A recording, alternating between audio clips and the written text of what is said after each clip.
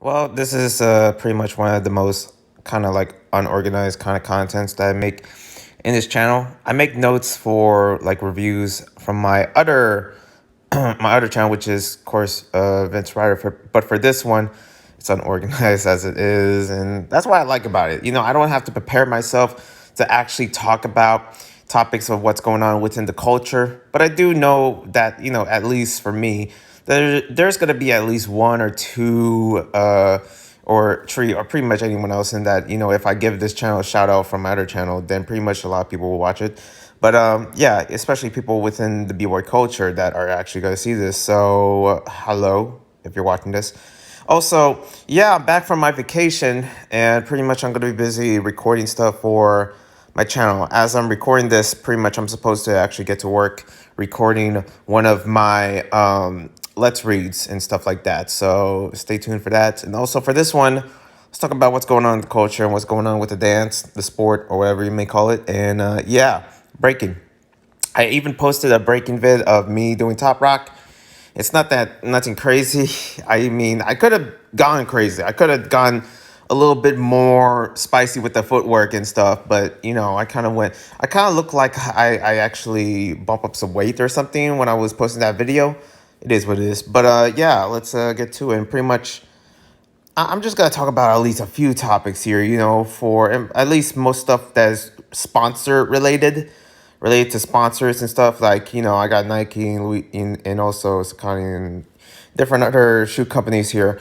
But also, yeah, also things going on, especially how this is basically the what is this? This is the second week of the Olympics. So pretty much I'm going to be talking about stuff that is related to breaking that is involved in the Olympics, since a lot of TV networks are actually referencing like breaking because it's going to be in the Olympics next year. So that's going to be hype. I mean, you already got like I remember watching skateboarding because I was watching skateboarding Olympics, the ball finals. They're already like they're playing break beats. It's almost like a sign, like yeah, we're ready. We're waiting for the next big thing, which is gonna be breaking, of course. And shout out to the skateboarding community, which is also what I'm part of. That is also giving like that kind of like note and love for that as well. So that's pretty dope. But yeah, also a couple of events that I'm gonna be screwing up. I mean, I'm supposed to react and commentate a couple of events, but yeah, I just been busy. I mean, I just got back, from my vacation, so I kind of have to at least simmer and actually get things done. I also just got back from the dentist, so hopefully my teeth doesn't rationize when I'm actually gonna be talking a lot, because I do talk a lot. And yeah, I think that's it. There's nothing much really to put out here or to say much other than what's going on within the news or what's going on within breaking, because that's what I'm going to be talking about. Other than that, let's do this. And yeah, I really hope that this is not unorganized, but it is. I mean, I already am organized within my podcast with whether it's Vince Talk or Vince Talk podcast, which is me and Stefan that does a podcast together, or maybe other guests. My Let's Reads, I'm organized for that. My reviews, which I do take notes of.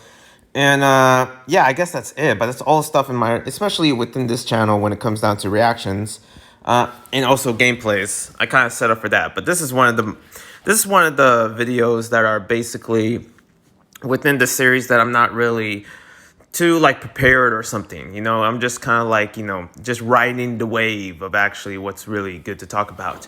And yeah, we got a short list here, and pretty much it's stuff that I'm actually interested to really share to you guys. Now, talking about this, since I referenced the Olympics, I think like a couple seconds ago, that yeah, there's a lot of people that are in TV shows of Olympics. I just saw El Nino on the Hub Today show, Bboy El Nino from Floor Lords, and basically it was on a Boston TV show called the Hub Today show, which is dope. Talking like literally just the same kind of like if you see any breaking in like news or Today Show or the MC Sports or something like that, you may notice that they do this thing where they actually teach the one whoever is reviewing or interviewing how to break. And it doesn't always need to be that. You don't see like any of the skaters getting interviewed actually wanting to have the interviewer actually skateboard. but and just then just talking, and I kind of wish they would stop using that format. Whenever I see like an interview of a b-boy and they kind of like, oh, teach me how to break, let me tell you back in my day, that type of cringe.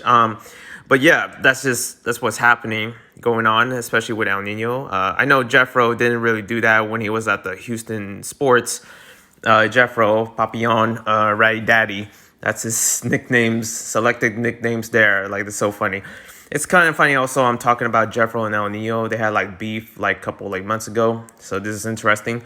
But yeah, Jeffro is on in Houston Sports. Kind of like referred to like, Fit Gym. And basically give a shout out to Break Free, of course, teaching classes there. And that's why they had him there. Also, Shingekix was on a TV show as well. It was on NBC Sports. I'm like, well, where is that? Let me see that. I'm kind of surprised that B-Boy Bumblebee, one of the first ever gold medalists that wasn't in any of one of the shows at all. He was not in like, and he was like one of the first like B-Boy gold medalists when he was at the Youth Olympics in 2018, that he didn't have any reference of a show or something. So that's strange. I bet he might have one, sooner maybe, but I haven't seen any. I don't know. I don't know what's going on in Russia. But other than that, Morris, Wanda, Hora, and Omar Levix and Bigor Sunny was at the Todayshow. And pretty much they were just, breaking it, pretty much giving a very... I kind of wish they'd give him a longer one, but this is, of course, the Todayshow, one of the bigger kind of like news outlets, I believe. Well, not bigger news outlets, political-wise or something like that. One of the bigger, like, kind-hearted, kind of like news, like, kind of liberal outlets in America, I believe. I could be wrong. I don't know. It's something. It's somewhere around there, I guess. But they were out to the Todayshow. They actually did a couple breaks. Wanda coming in. Morris was very dynamic in this one as well. I kind of wish I was reacting to it, but I don't want to get caught by, Todayshow's freaking staff, like, claiming my or striking my videos, so that ain't gonna happen. But yeah, they were at the Todayshow, and pretty much we were introduced to Bigger the News. Like I said, with the whole interview, trying to learn how to break, it doesn't always have to be like that. I get it that she was kind of like at least less cringy compared to the other ones I've seen. But yeah, and they reference, a little bit documentary here and there with the, breaking the movie. They got to reference that. Pretty much talking about like how breaking, how it rise from the 80s, and the birth of hip hop. So that was interesting. That was cool, I guess. But also like it was iffy to me, with the whole like the news and stuff. And it's kind of like that same format, but I get it. They try to be authentic with it. And they want to be authentic to the point where they want the interviewer be a b-boy or a b-girl, like what happened in this one. But it was cool that they actually had the breakers in their Todayshow. So, that I'll give it respect for that. It is what it is. Anyways, let's get into the sponsors. We're going to talk about some sponsorships, some brands. Most of these are like sneaker brands. So some amazing stuff that's in store for any b-boys and b-girls that are playing. But keep in mind, a lot of times I'm really tired of really seeing this most of the time, but it is what it is. And it makes sense that, it's not cheap to actually make a sneaker. It's pretty expensive. There's different outlets to it to actually create a sneaker, and it requires a lot of money to actually have the progress for it. Now, since I said that, there are some new sneakers within the breaking community. And also, I want to reference Smurf because I do want to reference Spin Theory. They made their own sneaker. They had a collab with Dizzy Treads. Dizzy Treads actually made one of the first ever breaking sneakers for breaking for anybody that's interested in breakdancing. They would actually choose these sneakers of the selection of choice for feelings. And also the concept of this shoe actually has the components of actually, doing great breaking, especially grabbing and, treading and different moves. So it was cool that, Dizzy did that. But the one thing I just don't really agree with is how it's $100. B-boys and B-girls don't make a lot of money. They don't make a lot of money. Don't listen to the media of how, breaking is like $1 million industry when it's not. It's literally like, there's no B-boys and B-girls out there that are making $100. It is what it is, okay? Maybe it makes sense within skateboarding, a skateboarder having like a skateboarding shoe that actually has like it costs $100 because, well, skateboarders, some of them at least, not a lot, let me tell you, makes at least more than $100, probably more. And within breaking, not a lot of B-boys and B-girls do have the money for that. If it is for the culture, then it wouldn't be $100. It wouldn't be 100, like literally even like $9 itself is too much. And it makes sense, at least make it 60, at least make it $30, There's a reason why that a lot of these B-boys and B-girls are not buying these sneakers, because they don't make that money and they choose to actually buy shoes that are more cheaper. I literally bought like some Vans bootlegs that were $8 in Walmart, and I break on those. But there is a part of me where I wish I had some of the Dizzy Treads. I wish I had, Flea Rock's new shoe, the First Class, or, stuff that, whatever, like Catch Rex. I wish I had the Catch Rex, B-Boy Gravity's sneaker. But I can't because they're not cheap. They're not cheap. They're expensive. And it makes sense that they need the money to actually make more sneakers. But it's expensive. We don't have that money. And if we choose, and if they're not dope, if we don't, it's not that we don't support it. We don't have the money for that. You think I have the money for actually, and me being a frugal person, especially how I'm growing up to be one, with taxes and all that it's just not possible for me to actually see myself really buying a shoe that's $100 or more. That is, I understand it's for the breaking community. I wish I was in a good free depth to actually buy it, but I don't have the money. So a lot of these B-boys and B-girls don't have the money. And a lot of them, I wish that, these sponsorships for like these sneakers that are made for the culture would actually sponsor one of these B-boys and B-girls in terms of like, hey, you're dancing with us, get a free sneaker. Like you're dancing for this sneaker, and pretty much it would actually grow growth for coverage or actually exposure of the sneaker that you're selling. At least that's my strategy of actually selling the shoe. So Catch Rex, and I love Catch Rex, First Class, and all these other freaking sponsors. Spin Theory as well, and also Dizzy Treads. I support them, but it's just the money. Like I can't spend that much, Like if there's gonna be like, I understand that we can't support especially when Flea Rock was saying like, oh yeah, you should be supporting this other than the bigger $1 million brands. But the thing is that if there's a Nike shoe that is like $20, and then I'm looking into Air Force, and it's like clean and looking nice, and I find it at the thrift shop, guess what? I'm going to buy it and guarantee I will break in it. And if any chance, if, events really come back hard, especially if I ever come to that point where I feel like, oh, I'm hungry to compete, chances are I might be rocking that Nike shoe that I found at the thrift store. Sorry, my accent. But it is what it is. We just need to see like how this goes in terms of like what are different breaking sponsors actually realizing to know that, there's certain other like sneaker sponsors that would actually follow that. But, it is what it is. And also, speaking of that, Smurf does have a point of that. Like, I bought this Dizzy Treads, even though it's $100 and stuff, because I support the culture. And if you support the culture, you support this, instead of like some random like, $1 million company that doesn't care anything about the culture or anything like that. But I don't know. It's just that I do understand where is it coming from, but at the same time, you gotta look at it through other people's perspective of like, will they be willing to buy the shoe or not? But what is the reason? It's kind of like the same thing like, oh, this guy is not coming to my restaurant, and we're a homemade pop-up mama shop, that sells our style of ice cream instead of going to a Baskin Robbins. Like, understand that point why, this person is not coming to your shop or something. Just understand. Maybe he's busy. Maybe it's because, it's cheaper there or something. Or maybe because, doesn't trust your ice cream or something like that. Those kind of like, simple like analogies I just give. But yeah, Smurf made his own shoe with, collaboration with Dizzy Treads. Has a nice purple, like, black, blue, kind of like, lightning retro look to it, especially with the high tops. And also Flea Rock's new shoe looking nice. I love the all black. It looks amazing. It looks like high quality. And I guarantee it might be expensive. It is what it is, but it looks so nice. To the point where I'm very tempted to even buy it. Even if it costs $100, I'm kind of tempted. It's really tempting me. The same thing with the Dizzy Treads as well. And also, Catch Rex hasn't made anything updates for their new shoe or thing. But I do see a lot of people within their company, that are actually rocking, especially within the B-boy competitors, that are rocking Catch Rex. So that's pretty dope to see.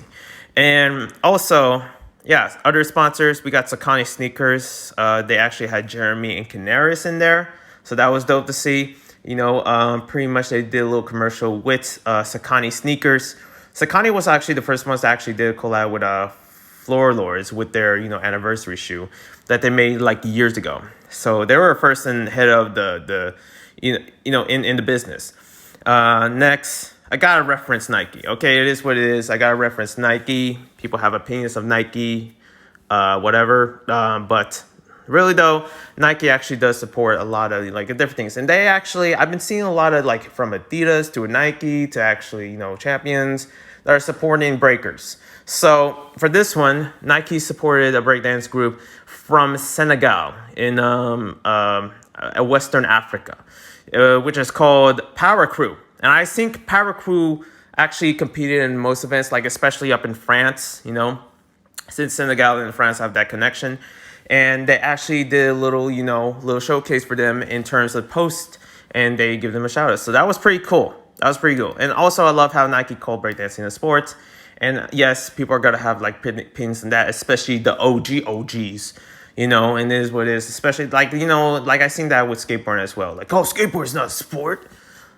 It's been a sport for a while. The same thing with breaking, I guess. But also, another thing, Kid David did something. Kid David and Luigi, they did something with D Square. I guess it's a shopping kind of like, outlet within Instagram. I'm not sure, but they actually had some cool sneakers with them from D Squared. I thought it was Adidas, but nope, it's something else. Monster Energy, I'm talking about Moy, Beast Boogie, the big guys from Break Free. And Monster Energy basically was with Big Tree. And I guess they're doing some big event for Big Tree. It's like a basketball thing that they're doing. And also they performing in it. So that was dope. Also, Flea Rock. I already referenced Flea Rock. And I guess that's it for sponsors. That's what I want to talk about. Just like that. I'm going to go quick with this. And I just want to really reference the news that I just noticed in terms of shipping. Because I love shipping. I love shipping different, B-boys and B-girls together. Is it true? Am I saying this correctly? And this during this timeline within breaking Instagram? Because Mad Max and Matita, are they together or are they not? I'm just asking, okay? That's just my question for today for anybody in the community. Is Mad Max and Matita really dating? Okay, Matita, I don't know what's he doing there in Europe. He'd be traveling out here. I don't think he's going back to Chile soon. But Mad Max and Matita, are they there or not? I don't know. While I was at, and I'm going to be talking about events, while I was at LA during my vacation, I was at I was pretty much binge watching the Legit's Outbreak Europe. So that was fun to watch. I gotta say, Belgium, I'm just gonna say this, Belgium is killing it. They're just killing it, okay, over there, That, and it was a fun event as well. Also, Breaking Unexpected, I saw that from New Dance TV, another event. The BC Ones, yep, the BC Ones. We always gotta talk about the BC Ones, you know what I'm saying?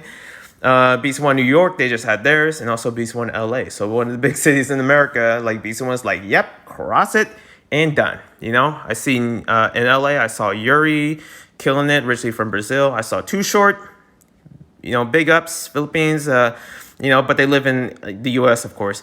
Mace, and of course, I really want to see that Somar battle. Next up, for BC1 New York, I never thought that Frankie would actually have a comeback to actually really kill it. So that was amazing. Also, who got the props? We got Riven. That was dope to see. Logistics and Nels were for a minute, I thought they were at a BC1 event, but I found out there was the rooftop party, aka not BC. So, and also Sunset Jam 2021 as well in Japan. I saw Bonnie Carnival. They were in Japan. I was surprised that there was events happening in Japan because I heard the COVID cases are just rising there. So I didn't realize. I thought they were gonna have a lockdown, but nope. Of course, with the Olympics starting, so it would be a whole mess. Emeno and Nor Diamond versus Leggett and Lilu. I put this in my list. I forget what the event is called, But that was a hilarious battle. Definitely check that out. It was the final battle too. Luma and Isis are just killing it. You know, Latin America is also out there killing it. I was still happy that when Luma actually won Breakthrough Worldwide and not Kate.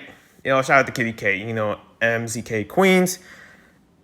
But Luma deserved it. Okay, there is so much going on within Latin America over this past months. Other than that, thank you guys for watching. It was subscribe, like, I'm not jazz. I'm about to, have some lunch and chill. Okay, I'm out. Okay, more vids soon. Peace.